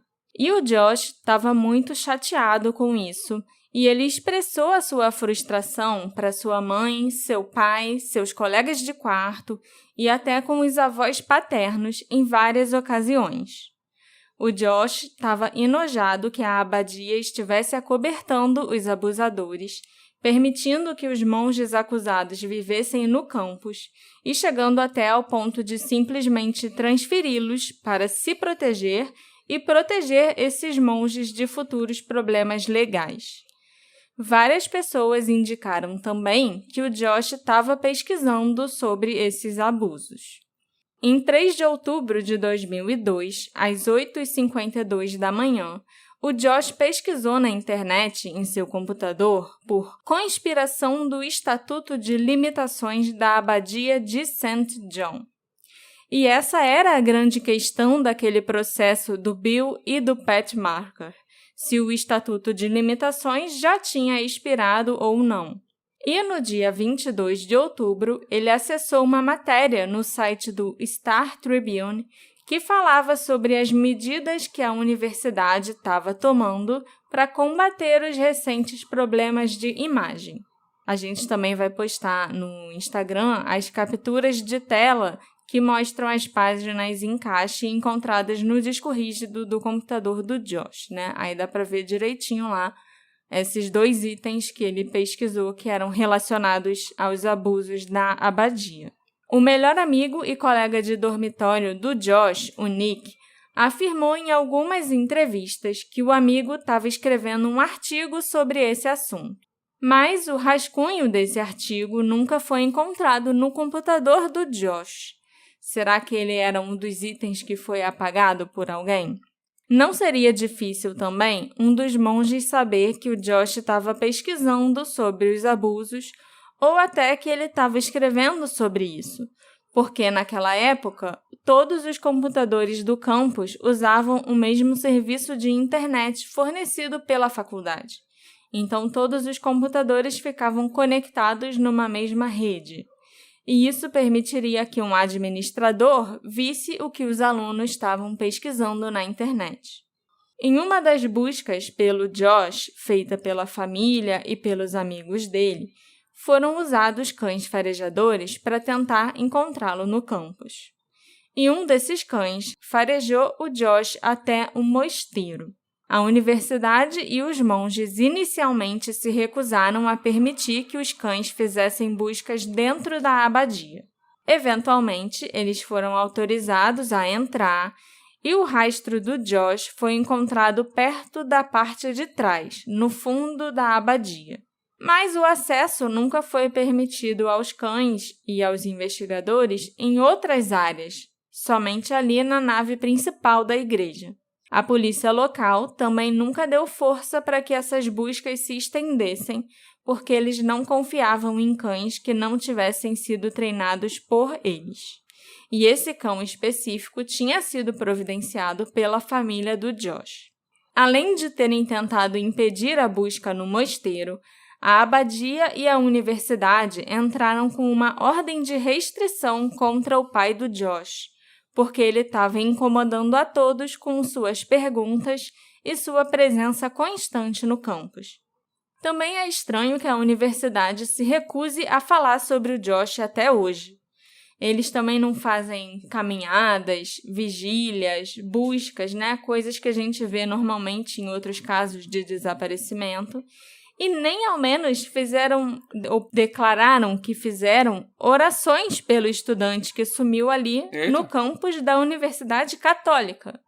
A universidade não deu nenhuma declaração também, nem nos aniversários importantes do desaparecimento do Josh, quando completou 15 e, mais recentemente, 20 anos desde que ele sumiu por ali.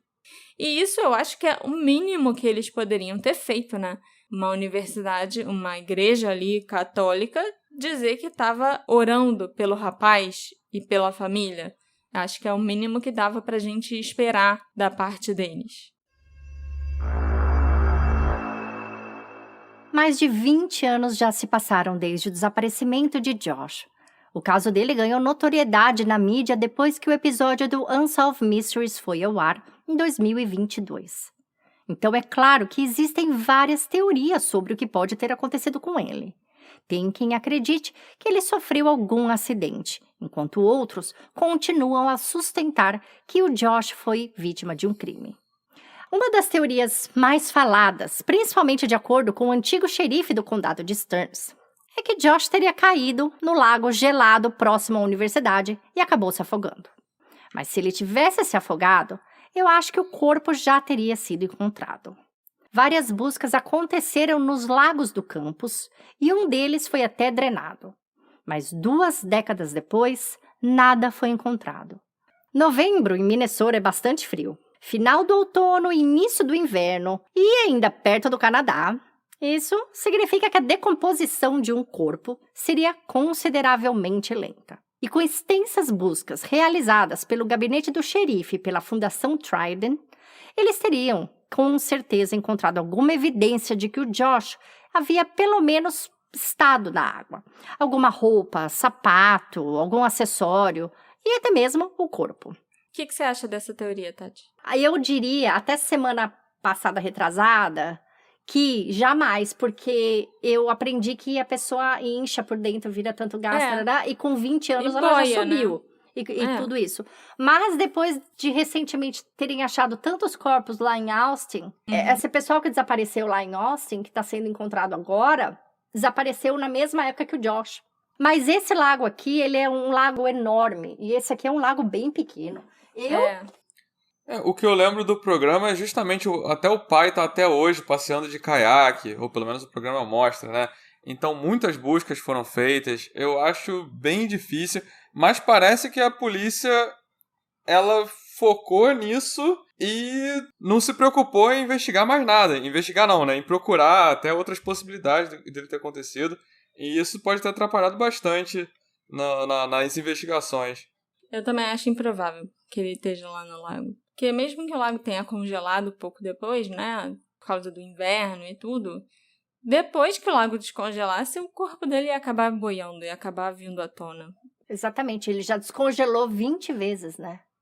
Já congelou, descongelou, congelou, descongelou. Eu acho que já, não sei, alguma coisa a gente já teria encontrado. Mesmo que não fosse o corpo, mas algum indício, não sei.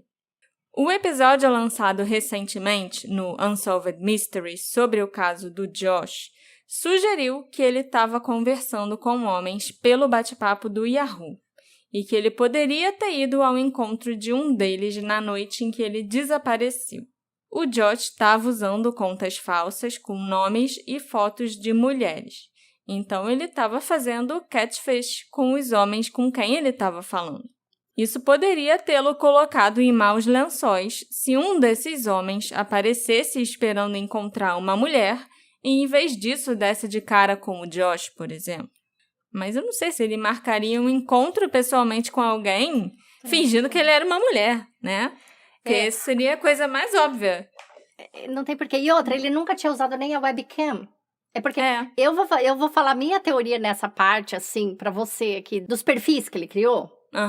Se fosse assim, eu também tô com problema da minha sexualidade e eu ainda vou além. Eu tenho bilhões de personalidades, tá? Porque quando você investiga crime, ou antes mesmo de trabalhar como investigação, você entra com outros perfis. Você tem outros perfis. E se ele estava fazendo um trabalho, tá? Ele estudava ciências políticas, gente. Se ele queria fazer um trabalho para provar ali a questão do abuso sexual dos monges, primeira coisa que ele tem que fazer é entrar nesses sites, gente, porque ele vai ver o perfil dos monges. E como que ele vai ver o perfil entrando como homem, como mulher? E cá entre nós, gente, antes de eu casar com meu marido, eu conheci o Brian no online, no Match.com. E eu nunca tinha entrado num site assim, né? E quando eu entrei, eu não sabia o que era esse mundo de namoro online. E eu tinha uma imagem, uma coisa na minha cabeça, de que uma mulher que entrasse ali, ela, sabe assim, tipo, não tem uma reputação muito boa.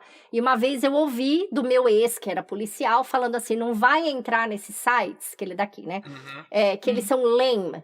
Só tem mulher lame ali. Lame é assim, tipo, porcaria, né? Sim. Aí eu pensei, sei lá, deixa eu ver. Então, o que eu fiz? Primeiro, antes de eu fazer a minha conta no Match, Eu entrei como homem. Ver as mulheres. Porque se você não entra como homem, você não consegue ver o perfil das mulheres. A menos que eu fosse ver o das mulheres homossexuais. Então, o que eu quis? Eu quis dar, gente, uma olhada. Eu falei, eu quero ver que tipo de mulher tá ali pra ver se eu quero colocar o meu perfil ali. Sim, Concorda? com certeza. Então, eu entrei como homem, não conversei com ninguém, não fiz um catfishing, não fiz pesquisa, porque, gente, isso é bizarro demais. Mas eu entrei, li os perfis, olhei as fotinhas, entendeu? Aí eu vi o negócio, eu falei, peraí, dá pra eu entrar nisso aqui sim. Tem gente decente aqui, tem mulher decente aqui. Até dei uma olhada como é que fala? Na concorrência. Olhei e falei, olha ali, aquela ali tem uma cara legal, lá. Daí eu saí totalmente e entrei de volta como um perfil meu. Mas quando eu li que ele estava fazendo esses perfis, eu falei, gente, isso é típico de quem está fazendo pesquisa. Sim. É claro que se ele estava ali por outras razões para explorar a sexualidade dele e tudo junto e misturado, normal, até pela idade dele, mais do que normal isso. Agora, eu acho que se ele quisesse mesmo saber o que estava acontecendo ali no monastério, porque com quem que o padre sai, além de aluno? Com gente da região, gente. Sim, é verdade.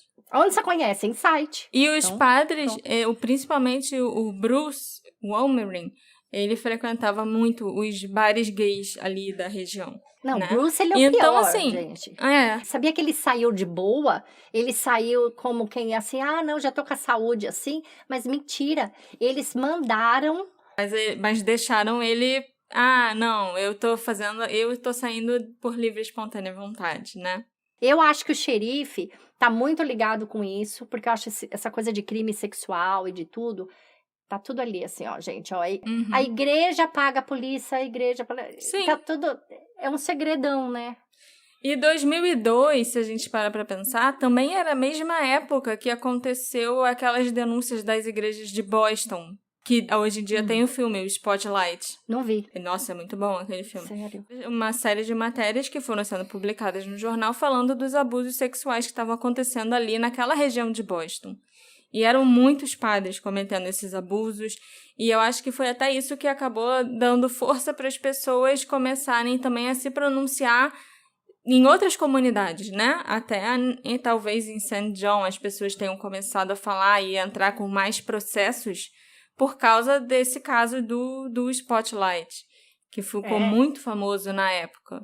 Eu não sei, eu acho que se o Joshua estivesse fazendo alguma coisa mais para ele mesmo... não sei por que ele não teria por que não colocar a câmera de vez em quando. Sim. O fato dele nunca ter usado a câmera já mostra que ele tá ali pra pesquisa, sabe? Sim, com certeza. E pra mim é uma forçação de barra, é um pulo lógico meio grande você achar que o Joshua fez isso, criou vários perfis, mas ele ia dar o mole de encontrar com uma pessoa que ele marcou, sabendo que a outra pessoa ia esperar outra pessoa, sabe? Não me parece uma pessoa que um ser humano médio ia dar esse mole. É isso que Não, um cara super inteligente. Sim. Inclusive, eu assisto muito, um dos meus guilty pleasures é assistir Catfish na MTV, o programa de TV, né? E o grande problema de todo mundo naquele que vai lá e pede ajuda e tal, é exatamente, então, eu tô falando com uma pessoa, mas eu nunca vi uma foto dela, a gente nunca fez chamada de vídeo, ela nunca quer me encontrar pessoalmente... E aí pede pra investigar se a pessoa é real ou não, se é um catfish. E então, tipo, o Josh nunca... Se ele estivesse pesquisando, ou até se ele estivesse falando com outras pessoas com aqueles perfis femininos, ele não ia chegar e simplesmente querer se encontrar com aquela pessoa, porque isso é o oposto do que geralmente acontece na internet, né? Eu também acho que ele estava usando esses perfis pra investigar. Eu acho que tem uma coisa que exonera esse possível cara que tá indo lá encontrar esses perfis, que tem umas fotos lá do pessoal que encontraram no computador dele, né? Uhum. Na minha opinião, quem tem alguma coisa a ver com o desaparecimento dele é a mesma pessoa que entrou no quarto e apagou a pesquisa que ele estava fazendo para a faculdade. Sim. Porque, assim, um cara de fora teria acesso ao quarto dele? Não. É quem muito tem. Difícil. Então, assim, se esse aqui, o no mínimo Jerome alguém e que o Thomas conhecia tinha... ele. É da faculdade, porque a faculdade tem esses dois, eu não sei se sacerdote, o Thomas e o Jerome, que tinham acesso, era monitor do quarto. E aí, eu também não descartaria nenhum amigo, essa coisa mais assim, mas eu acho difícil um amigo dar fim num corpo, né, de um cara enorme, sem deixar uma evidência pra trás. Sim, eu também acho difícil. Eu acho que é alguém que tinha mais acesso ali a todos os cantinhos secretos daquele campus, sabe? Também é possível que tenha havido um crime envolvendo um dos monges próximos da abadia de St. John. O dormitório que o Josh visitou na noite do desaparecimento era supervisionado pelo reverendo Tom Ender, um monge que enfrentava várias acusações de má conduta sexual ao longo de 3 décadas. Sem contar que o monitor do próprio dormitório do Josh, Jerome Tupa, também já tinha recebido acusações semelhantes. Além do Bruce Wolmering, é claro que a fofoca correu solta, com todo mundo especulando que ele poderia ter feito algo com Josh. Se os monges realmente tiverem algo a ver com o desaparecimento dele, provavelmente seria porque o Josh estava escrevendo um artigo, pesquisando sobre os abusos e falando sobre o assunto e criticando a universidade.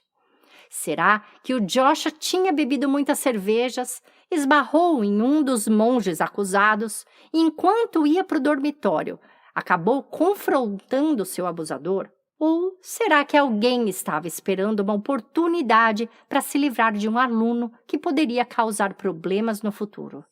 Também é uma possibilidade. Se alguém sabia que ele estava pesquisando, escrevendo um artigo... Porque eu não imagino outro motivo para os monges quererem fazer alguma coisa assim, como o Josh, né? Eu acho... Olha eu criando uma cena, né? Eu acho que o Bruce, ou um dos outros dois... Mas o Bruce, eu penso, por causa do incinerador e da cabana. Eu acho que ele marcou, sabe, alguma entrevista. Ele era o conselheiro do curso, concorda? Eu acho que ele marcou de falar com o Josh por isso ou por causa de alguma... Eu acho que ele descobriu que o Josh estava fazendo esse trabalho. Marcou de conversar com ele na cabana. Joshua foi, e aí lá que ele sumiu. Aconteceu, Porque, e gente, 3 dias até ninguém tava muito... Ninguém isolou o quarto, ninguém pegou o computador, entendeu? Deu muito tempo pra fazer muita coisa. E eu acho que esse incinerador, caraca, pra mim, tiveram duas testemunhas que procuraram a polícia pra falar do incinerador. Né? Uma pessoa que trabalhava lá no campus e uma pessoa que morava ali pela cidade e tal, tava passando e viu que o incinerador tava ligado. Então, não sei se 2 pessoas iam estar erradas sobre isso. Não, né? gente, incinerador não combina com gente desaparecida. Na minha opinião, gente. Combinação que já deu morte. Depois que o episódio do Unsolved Mysteries foi ao ar e o amigo do Josh, o Nick, declarou que ele não quis fazer o teste do polígrafo, lógico que muita gente na internet começou a suspeitar dele. A Kate também falou no episódio que o Nick deixou o apartamento dela naquela noite por volta de 1h30 da manhã. Mas ele só entrou no dormitório dele usando o cartão de acesso às 2h42 da manhã. Então, o que o Nick pode ter feito nesse tempo? Claro que a Kate pode ter confundido o horário, afinal já se passaram 20 anos. Mas essa teoria do Nick ser o responsável pelo desaparecimento do amigo chegou com força total, principalmente no Reddit. Ainda mais que, aparentemente, um outro colega de quarto do Nick e do Josh teria dito para a polícia que ouviu os dois discutindo alguns dias antes por causa da Kate. E realmente, essa história da Kate e do Nick é meio esquisita. Eu não compro que eles só deram uns beijinhos e acabou, não. Eu acho que eles devem ter ficado juntos por algum tempo, só que ia pegar mal, não sei. Mas eu acho que se eles tivessem que brigar pela Kate, sabe, seria ali no dormitório durante a convivência mesmo, e a polícia provavelmente teria encontrado alguma evidência. Eu acho bem improvável que o Nick tenha feito algo com o Josh. No caso do polígrafo, não sei se eu tô lembrando direito. Primeiro ele falou que ia fazer e depois cancelou? Ou eu tô confundindo? Foi. Então, pra mim é... Também presumindo que ele não tá envolvido, né? mas parece um caso bem clássico de uma pessoa que chegou muito louca pra tentar ajudar, tava afoita pra tentar ajudar. Polígrafo eu faço, então faço, a gente tira isso da reta, a polícia se concentra na investigação e me exclui logo. Só que ele deve ter sentado com o advogado e falou, cara, não é uma ideia boa, nada de bom vai sair daí, entendeu? E infelizmente tem um pessoal que ainda compra essa ideia de que não fez, então tem algo pra esconder.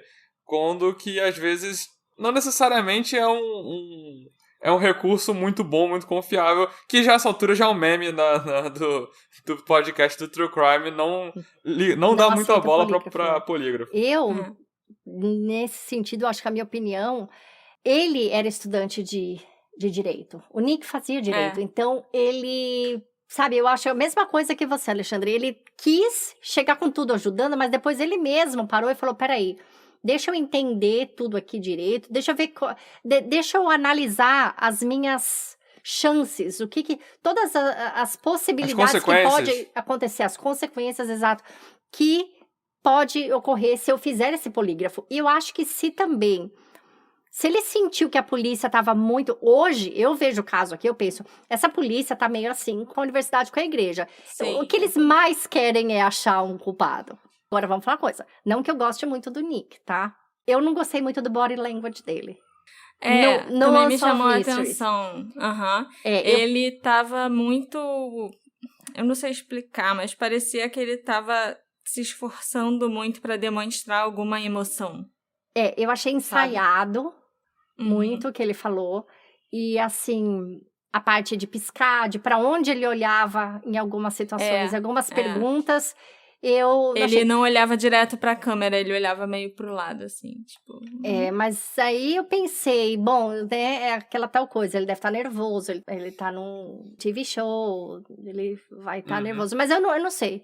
Eu não senti muito aquela amizade, sabe? Aquela super conexão, amizade. Se fosse meu amigo que tivesse desaparecido há anos atrás, eu estaria até hoje me virando para fazer petição e tudo isso para ir todo ano lá tentar fazer uma busca no lago, tentar... Eu estaria indo lá com aquele negócio aquele de piscina, incinerador, sei lá. Tentar procurar evidência, gente. Eu ia tentar procurar alguma coisa, sabe? A história da relação dele com a ex-namorada, que na época ali, no episódio, fica meio confuso quando eles terminaram. Enquanto ela fala, só lá pela metade do episódio, que a gente descobre que eles já tinham terminado. Que ela e o Josh tinham terminado. Porque no início todo eles vão falando como se eles fossem um casal ainda na época do High School, desaparecimento. Sweethearts, fomos no prom, eu não sei o quê. E ela tá muito presente, então você acha realmente que ela era a namorada atual dele ali. E vira uma coisa de tipo, agora o Nick, eu vou pra casa da Kate, você vai fazer outra coisa. E ele vai meio que, o episódio vai meio que te falando aos poucos, meio que tá subindo no telhado, sabe? Não, então, eu fui pra casa da Kate e o cara que você, espectador, acha que é o namorado, eu vou pra outro lugar. Pô, o cara vai sozinho, é meio que... Existe contexto que isso é totalmente normal, mas nessa situação você... estranha um pouco. E é o tipo de coisa que eu já critiquei em outros episódios que a gente fez nesse mês sobre o Unsolved. Que eles viram a página muito rápido. Que talvez deveria parar melhor, explicar, ou ter já iniciado falando, olha, essa aqui era a Kate, eles eram namorados, eles terminaram, e eles eram super amigos, e ser amigo do ex-namorado é uma coisa super normal. Olha como é que era a relação deles depois que eles terminaram. Me pareceu ser uma coisa muito rápida, que eles terminaram e ficou tudo bem, ficou tudo ótimo, e inclusive o Nick teve um negócio rápido com ela, e o programa em si não explica, às vezes até naquela coisa de que a morte o desaparecimento do Joshua foi o que nos uniu, e aí que nós ficamos juntos, sabe? E não tem muito essa explicação que eu achei que ficou faltando e que realmente...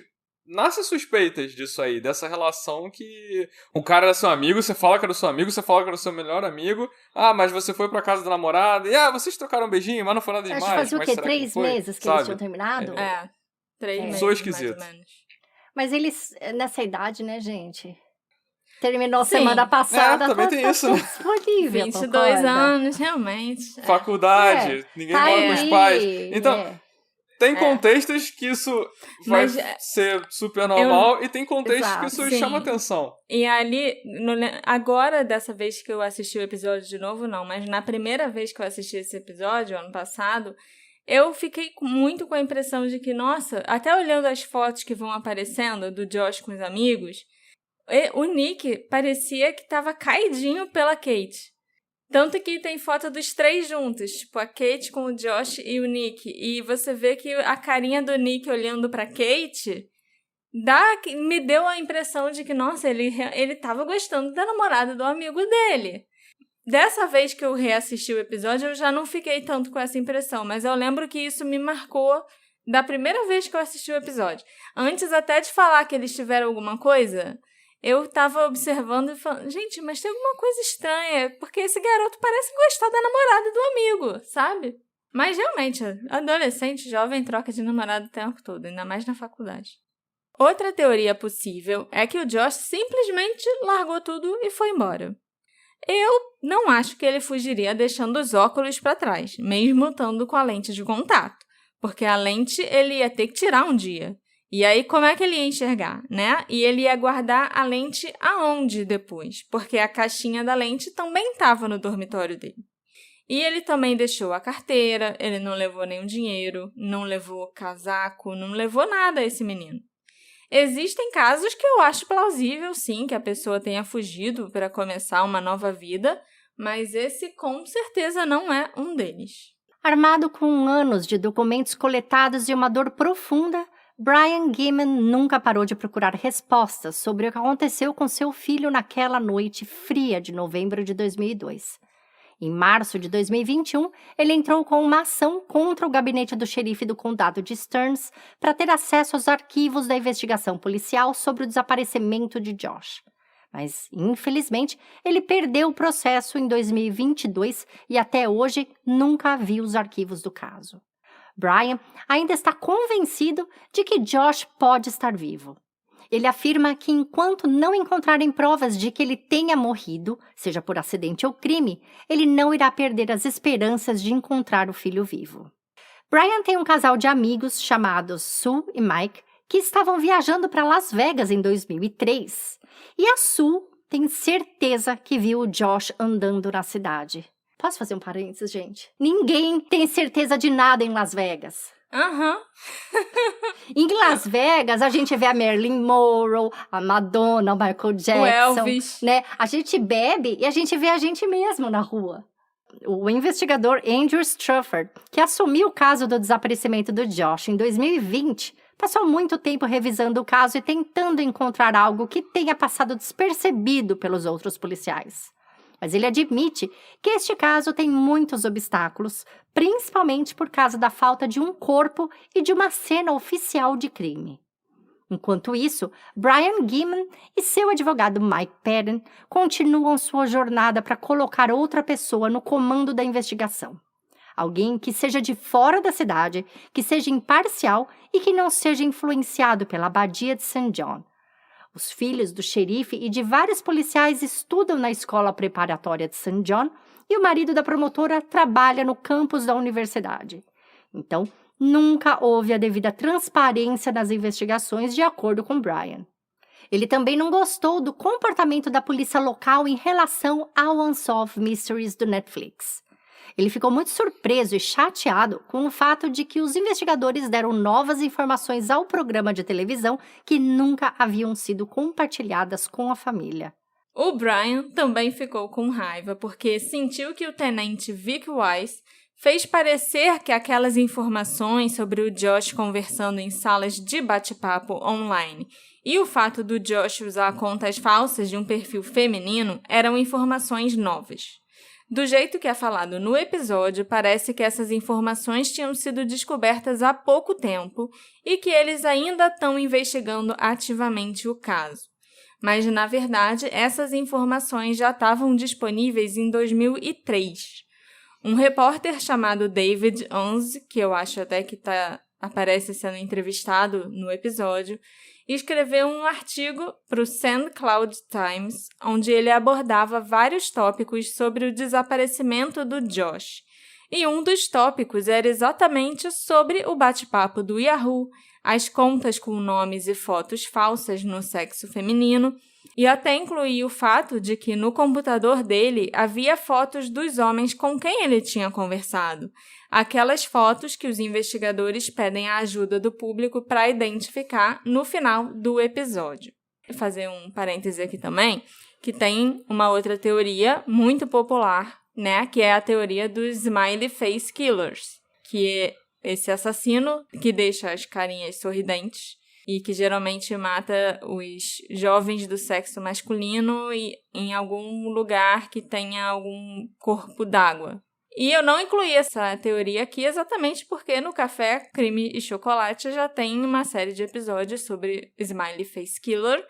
Então, quem quiser escutar sobre essa teoria e sobre a existência desse possível assassino em série e tal, vai lá no Café, Crime e Chocolate e escuta os 3 episódios que a Tati já fez sobre esse assunto, certo? Então, eu até recomendo que as pessoas vão lá escutar esses episódios, porque são realmente muito legais e são bem abrangente, né? Não é só em relação ao Josh, mas há vários outros casos. Não, e é uma teoria que se aplica nesse caso. Eu também, Sim, com eu certeza. não descartaria, sabe? Sim. A única coisa que é assim, a maioria das vítimas do Smiley Face, né, não do assassino em si, mas da investigação ali do Smiley Face, eles aparecem depois. No corpo d'água, no rio, encontrado. Né, em algum lugar. Então, por isso eu achei um pouco estranha o fato do Josh não ter aparecido. Eu acho que nesse caso não parece, assim... Um trabalho É que o perfil dele é muito parecido. Ele é da mesma idade, mesma época, inteligente, né? Sim. E a época do ano era uma época fria. Universitário, Sim. inteligente, frio. Os investigadores já tinham todas as informações, inclusive as fotos, desde 2003. Alguns meses após o desaparecimento do Josh. Mas eles só resolveram divulgar as fotos em 2022. Se eles tivessem divulgado essas fotos lá atrás, ao invés de ficarem dizendo só que ele se afogou, que ele está no lago e tal, teria sido muito mais produtivo e mais fácil para identificar aqueles homens. Em 20 anos, as feições das pessoas mudam, né? As pessoas engordam, emagrecem, pode ter deixado a barba crescer e ninguém vai mais nem se lembrar de como aquele cara da foto, por exemplo, era sem barba há 20 anos antes. Pode ter ficado careca, as rugas podem ter chegado, o cabelo pode ter ficado branco. Então, é muito difícil entender por que a polícia nunca divulgou essas fotos antes e por que eles esperaram até 2022 para tentar identificar aqueles homens. Mais de 2 décadas depois, nós ainda temos pouquíssimas respostas. Até hoje, o Joshua Gimmond nunca foi encontrado, nem fez contato com ninguém. O que aconteceu com esse jovem e brilhante estudante universitário? Houve algum tipo de crime envolvido ou ele sofreu um trágico acidente? Onde está o Joshua Gimmond, Tati? Eu quero te agradecer muito pela sua participação aqui nesse episódio. Eu adorei, gente. Eu já estava aqui assim, olha, você ia narrando e eu pensando, nossa, qual podcast que a gente podia fazer junto? Eu mal dou conta dos meus, gente. Mas eu adorei, foi bem legal mesmo. E assim, eu quero saber agora de você, né? Porque eu acho que eu falei aqui o que eu penso. Agora eu tô curiosa, o que vocês acham aí? Eu acho que a culpa é de algum daqueles monges e que a gente nunca vai encontrar o Joshua, porque o corpo dele foi incinerado. É isso que eu acho. Eu não sei se eu suspeito mais do Bruce ou do Jerome, que era o responsável pelo dormitório, né, do Joshua. E eu acho que ele devia ter muito contato com o Josh, o Jerome.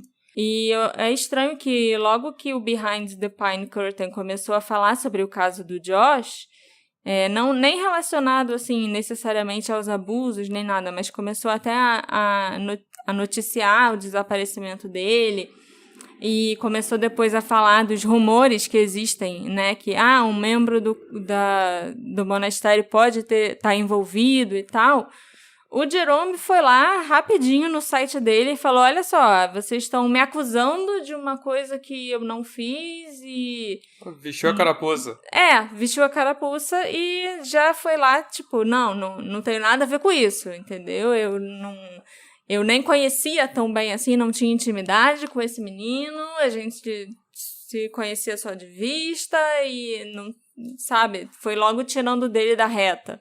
Sem nem o nome dele ter sido mencionado, até porque as pessoas suspeitavam do Bruce, não suspeitavam dele. Então, por isso que eu tenho ainda essa dúvida de qual dos dois eu acho mais suspeito em relação ao Joshua. A minha opinião eu concordo com você, mas também é meio que, pra mim, a instituição, sabe? Se foi o Monge 1, o Monge 2 ou o Monge 3, eu acho que é até irrelevante, porque você teve toda uma instituição que se foi acobertando, dando até infraestrutura, tem um incinerador 24 horas, né? E ficando próximo ali do xerife, ele não deixa investigar, não deixa entrar. Então, eu também é o que eu acredito. Tati, você quer deixar um recadinho para os ouvintes do Detetive do Sofá? Bom, eu quero primeiro agradecer por ter estado aqui com vocês nesse episódio e dizer que se você não conhece ainda o Café Crime e Chocolate, é só procurar pelo podcast nas principais plataformas ou no nosso site, que é www.cafecrimechocolate.com, e acompanhar todo mundo e prestigiar esse crescimento do True Crime, principalmente de shows e programas como o nosso, que lida com os casos de uma forma, assim, respeitosa. Eu tô aqui para dizer que eu tô muito feliz de ter visto que o seu roteiro, ele é completo, ele é cheio de detalhes e que, assim, antes da gente estar aqui para gravar, teve um antes, não foi um de repente. Esse não é um encontro de repente, né? Que a gente pegou o nosso café, nosso chocolate, sentou no sofá. Teve toda uma pesquisa tua. E eu respeito muito isso, e eu acho que essa é a principal razão a qual eu faço meu podcast, que eu prossegui com isso, e que eu admiro também o podcast de vocês, e eu já era fã antes de estar aqui gravando, e vou continuar. Vou continuar aqui nesse processo de ser também uma detetive de sofá com vocês. Obrigada. Você sabe que eu também admiro muito o seu trabalho. Obrigada. E você como pessoa também. Obrigada. Então, gente, vai lá e escutem, por favor, o Café, Crime e Chocolate. Onde será que o Josh foi parar, minha gente? O que aconteceu naquela noite depois que ele deixou a festa? Ele foi encontrar alguém ou ele foi vítima de um crime de oportunidade? Será que nós um dia saberemos a verdade? Me encontra nas nossas redes sociais, @detetive do sofá, e me conta o que vocês acharam desse episódio super especial. A gente se encontra na próxima investigação. Tchau, tchau. Tchau, tchau.